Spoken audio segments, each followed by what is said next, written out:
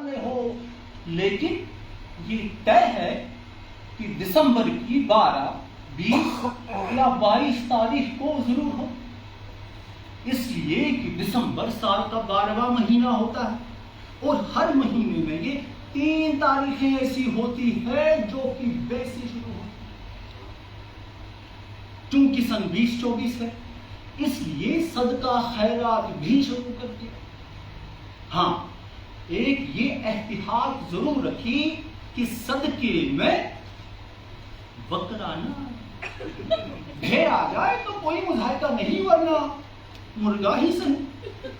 اگر یہ سارے صدقے قبول ہو گئے تو سمجھ لیجئے گویا کچھ مہلت مل گئی۔ اب آپ سے سچ عرض کرتا ہوں، اس بار کی میٹھی عید تو خیر عید تھی، مزے سے کٹ گئی، لیکن بقرہ عید قیامت بن کے آ سکتی تھی۔ خدا خدا کر کے جب یہ تیوہار گزر گیا، بھیجا ہی کا ایک واقعہ بیان کرتا ہوں، آپ ملاحظہ فرمائیے۔ یہ تو میں آپ سے عرض کر ہی چکا ہوں کہ سن 2024 مجھ پر بھاری ہے۔ اب مجھ پر ہی کیا صاحب، سبھی پر بھاری۔ اس سال کا دسمبر یعنی اس کے علاوہ ہر دن کے 12 بجے اور رات کے 12 بجے ذرا ہوشیار ہو جاتا ہوں۔ کبھی کبھی تو چپکے رات دن آنسو بہانا یاد ہے والی کیفیت ہوا کرتی ہے۔ جی ہاں، مولانا حسرت موہانی کی یہ خوبصورت سی لکھی ہوئی غزل جو غلام علی صاحب نے گائی، آپ سب کو بخوبی یاد ہوگی۔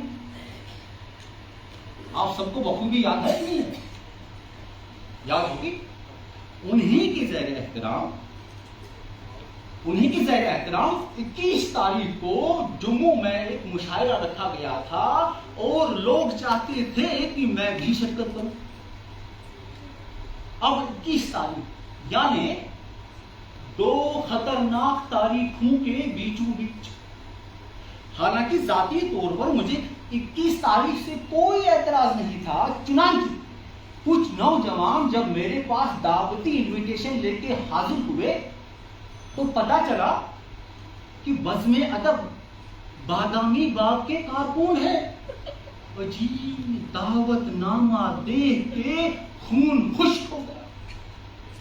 بے خبر مار تھی، بزم ادب میں گئے، بادامی میں گئے، باغ میں گئے، دل نے کہا برخوردار یہ تو موت کا پروانہ ہے۔ گئے نہیں کہ قصہ پاک ہوا، لاکھ بہانے کر کے ان کو ٹاک کیا۔ 22 جنوری کو بھی ایک مشاعرہ تھا، اس سے بھی نجات حاصل کی۔ چنانچہ 24 تاریخ کچھ محفوظ نظر آئی، اس لیے شرکت کا وعدہ کیا۔ اب چونکہ جموں روانہ ہونا تھا، اس لیے روانگی کے انتظام مکمل کر لیا۔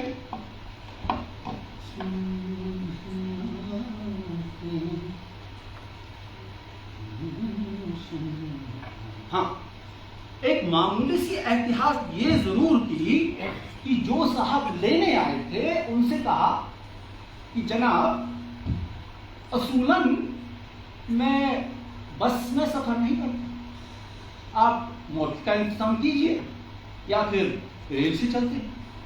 وہ ریل سے چلنے پر راضی ہو۔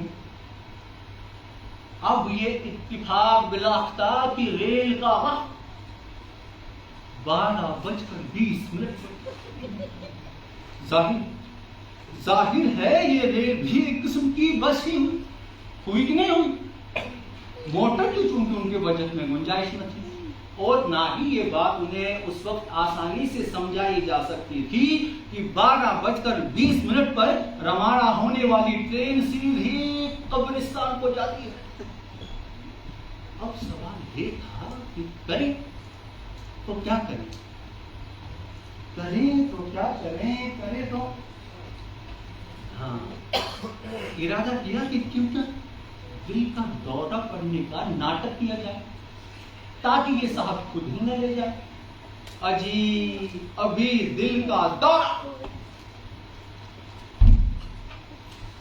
شروع ہی ہوا تھا کہ یہ صاحب حکیم بن گئے۔ ایک نعرہ بلند کیا، ارے بھائی کوئی ہے، بجائے مشکل برف کا انتظام کیا جائے. شاعر صاحب کو دورہ پڑا ہے, دل کا دورہ. یکشد نشد بدائے مشکل برف, زہر وہ بھی آتش, نسخے کے دونوں اجزوں میں بے. دورہ ملتوی کرنا پڑا, فوراً دورہ ملتوی کرنا پڑا, اور میں نے ان سے کہا کہ میں اب کچھ بہتر محسوس کر رہا ہوں, لیکن ایسی صورت میں فوراً سفر کرنا مناسب نہ ہوگا. وہ آدمی معقول نکلے, ٹائم ٹیبل دیکھ کے کہنے لگے دوسری گاڑی 2:15 کو جاتی ہے, لہذا اس ٹرین سے روانہ. اب جو گاڑی چلتی تو وہ ٹریجڈی کہ خدا کی خدا. اب تک تو کچھ رسمی تکلفات کی وجہ سے اور کچھ دل کے دورے کی وجہ سے ان حلقے سے تفصیلی گفتگو نہ ہو پائی تھی. اب جو ہم ٹرین میں آرام سے بیٹھے تھے تو میں نے ان سے کہا, جناب میں نے اب تک یہ تو پوچھا ہی نہیں کہ آپ کی تعریف کیا. کھینچ سے نکال کر کہنے لگے جی تعریف تو اس خدا کی جس نے دونوں جہاں بنائے, ویسے بندے کو بشیر بیگ کہتے ہیں. ایک تم جیسے بجلی کا کرنٹ سب لگتے, ایک ہی نام میں دو بے ساتھ ساتھ. یہاں یہ احتیاط کی سفر میں بستر بکسا یا بیگ تک نہ لایا تھا. کیا معلوم تھا کہ بستر اور بیگ کے بجائے بشیر بیگ ملیں گے. پھر خیال آیا کہ چلو تخلص کے سہارے ہی یہ سفر طے کر لیتے, اور میں نے گھبرا کر پوچھا تخلص کیا فرماتے ہیں جناب. بسمل کہتے ہیں خاک صاحب. جی چاہا کہ خطرے کی زنجیر کھینچ لوں, یعنی بدتمیزی بے لاختہ ہو کے تخلص تک آپ کو بے کے علاوہ کوئی نہیں ملا. دل گواہی دے رہا تھا کہ یہ سفر ضرور آخری ہے, اور یہ محض جبکہ ایک ہی نام میں تین بے موجود ہے, یقیناً ملک الموت یعنی روح قبض کرنے والا فرشتہ ہے. آپ سے سچ عرض کرتا ہوں مجھ پر وہی کیفیت طاری ہو گئی جو ہر مہینے کی 12, 20 یا 22 یا پھر ہر دن اور رات کے 12 بجے ہوا کرتی. اب ان حضرت کو میرے محسوسات کی کیا خبر. اور سنیے, انہوں نے میری دلچسپی کے لیے اپنی بیگ سے تاش نکال کر سامنے رکھ لیا اور بڑے ہی بے تکلفی سے مجھ سے پوچھنے لگے رمی جانتے ہیں آپ. اب میں کیا کہتا کہ جب سے نجومی نے یہ بات کہی ہے تب سے تاش ایسا چھوٹا ہے جیسے زندگی میں کبھی تاش کھیلا ہی نہ ہو. اب یہ 52 پتوں والا خوفناک کھیل کون کھیلے. میں نے نہایتی عاجزی سے ان سے معذرت کرتے ہوئے یعنی معافی مانگتے ہوئے انہیں دوسری باتوں میں لگانا چاہا.